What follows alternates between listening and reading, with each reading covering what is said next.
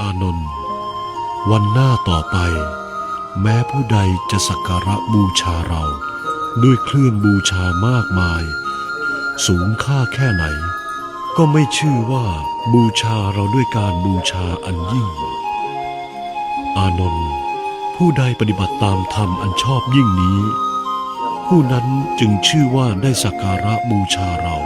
ด้วยการบูชาอันประเสริฐแล้วอานนท์เราจะปรินิพพานในคืนนี้แล้ว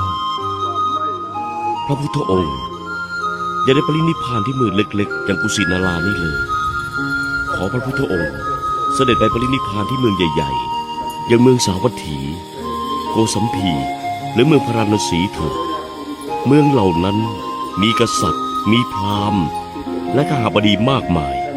ล้วนแต่ศรัทธาในพระพุทธองค์ทั้งนั้นอานนท์อย่าได้ตำหนิว่าเมืองกุสินารานี้เป็นเมืองเล็กในอดีตการเมือง